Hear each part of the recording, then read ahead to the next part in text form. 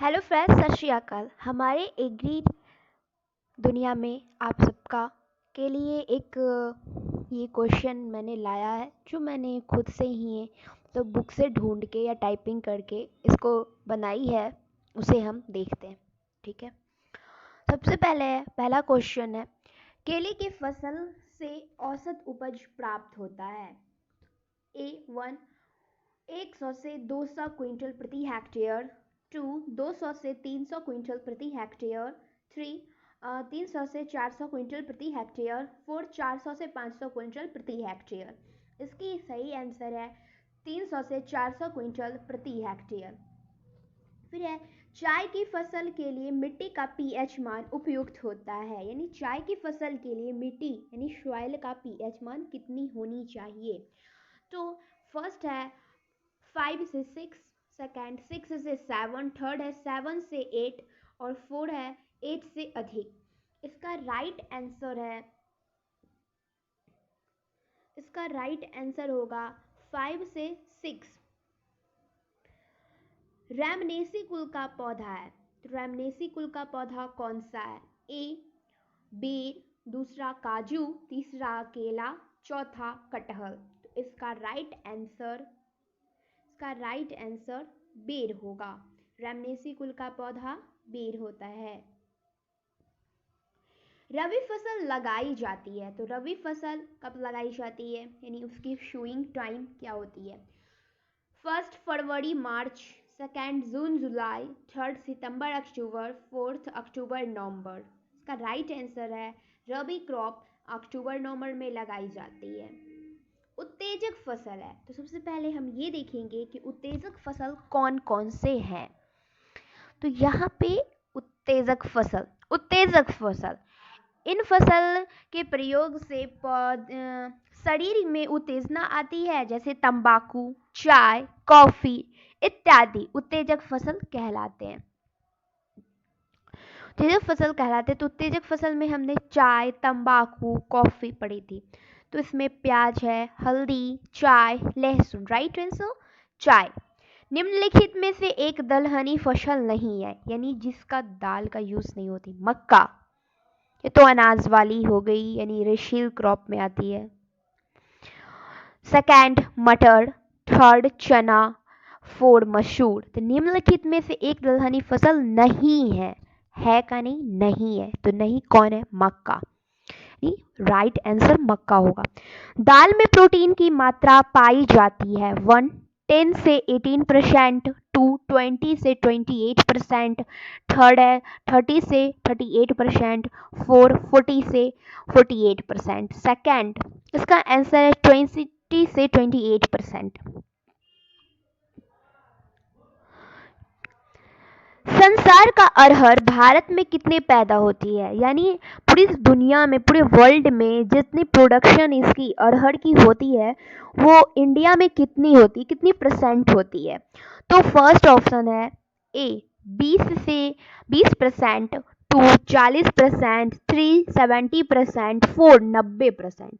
इसका right answer है 90% अरहर हमारे इंडिया में, यानी 90% अरहर इंडिया में हो जाते हैं और 10% इधर के बाकी 2 से 6 पूरे वर्ल्ड में कंट्री है।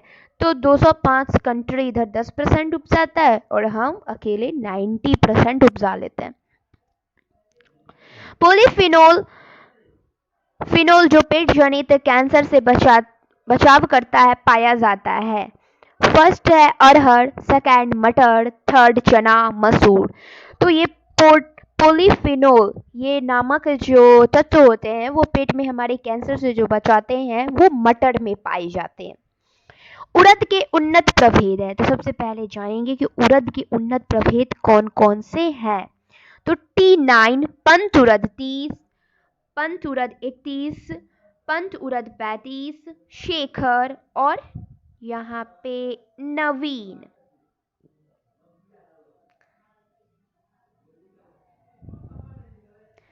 तो उड़द के उन्नत प्रभेद कौन कौन से, तो T9 तो है ही, शेखर भी है और पंत उड़द 30 भी है। इनमें से कोई नहीं।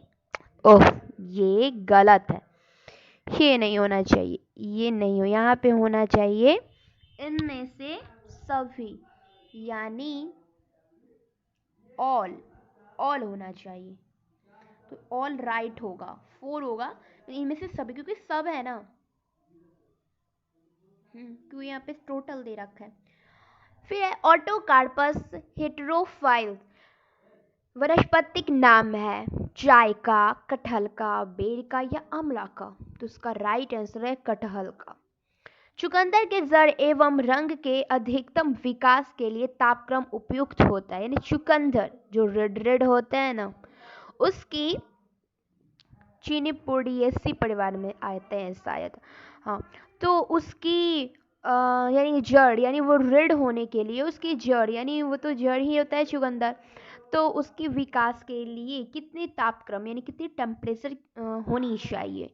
तो ऑप्शन है 7 से 11 डिग्री सेल्सियस, 12 से 16 डिग्री सेल्सियस, 18 से 21 डिग्री सेल्सियस, 14 से 22 डिग्री सेल्सियस। तो इसके राइट आंसर है 3, 18 से 21 डिग्री सेल्सियस।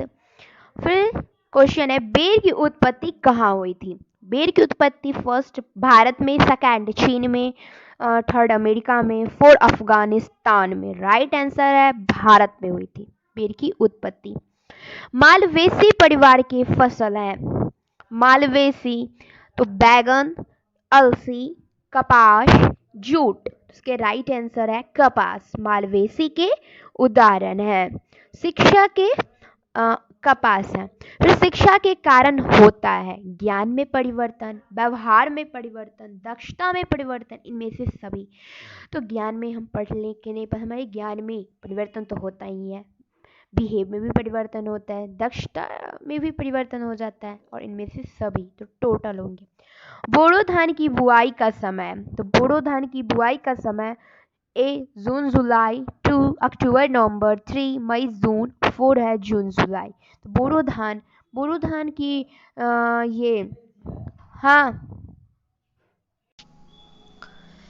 लीची के पेड़ काट छांट का समय है ए मई जून, बी जनवरी फरवरी,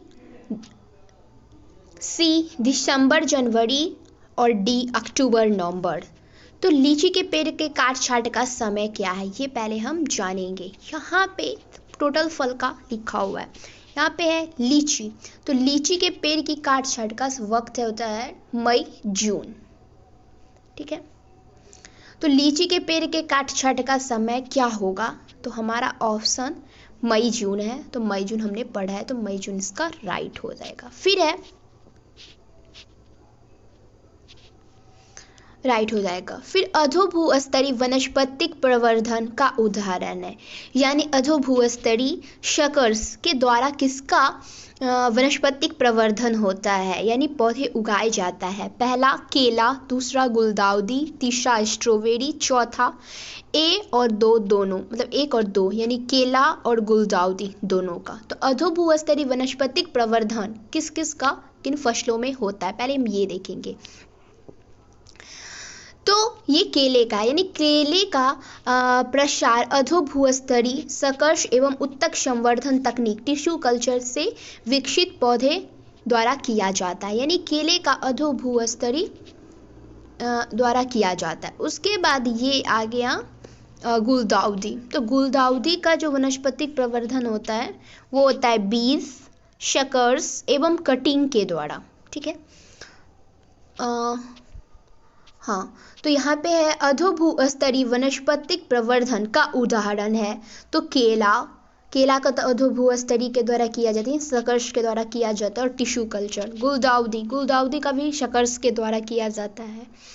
और तीसरा स्ट्रॉबेरी का नहीं किया जाता है। फिर 1 और 2, यानी केला और गुलदाउदी दोनों का, शकर्स, तो ये दोनों का, ठीक है। मैं अब दिखाना चाहती हूँ जो ये अधोभूस्तरीय यानी टिश्यू कल्चर कैसे होता है और अधोभूस्तरीय कैसे होता है। पौधे को शकर्स से कैसे उगाते हैं और कैसे देखरेख करते हैं। गुलदाउदी के पेड़ के मुख्य तने के पास से जमीन से साइड में नए नए शूट्स निकलते हैं जिनको शकर कहते हैं, जैसा कि आप वीडियो में देख रहे हैं। और इस शकर में रूट्स होती हैं। सावधानी पूर्वक इस प्रकार के शकर को मात्र पौधे से अलग करके यदि दूसरे गमले में लगा दिया जाए तो दूसरा पौधा तैयार हो जाता है। कि गुलदाउदी को शकर से कैसे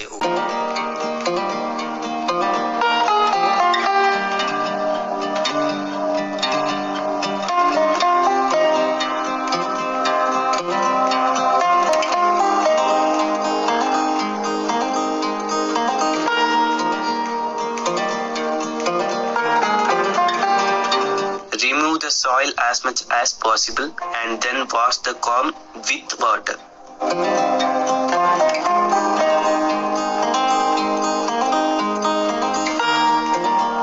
Then remove all the roots using knife.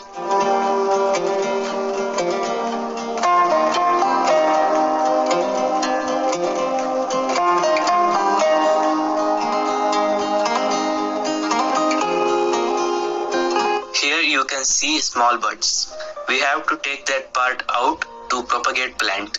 No need to take cambium part of the comb.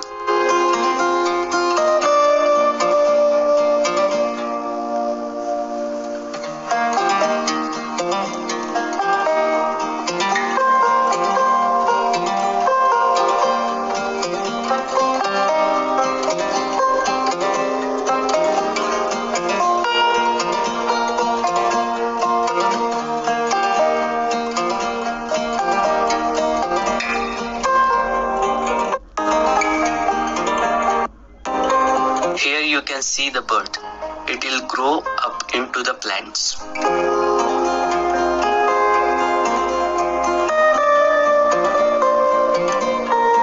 Next step is preparation of growing media.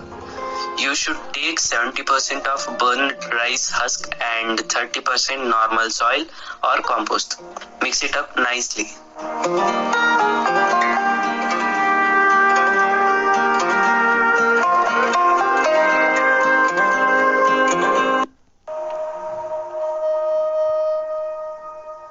Next, we have to prepare the birds. At first, we have to sterilize the birds. Here we use washing detergent for sterilization purpose.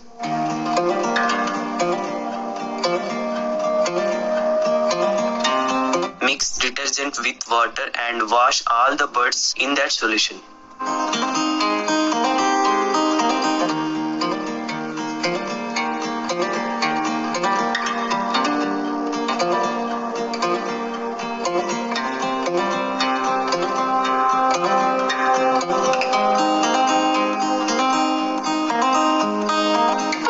Then keep the birds in growing tray.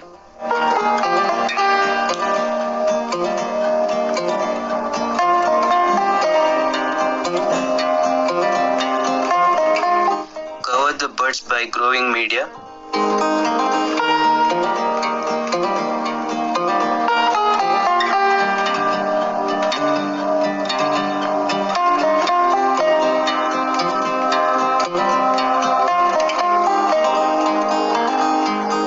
You have to water every day.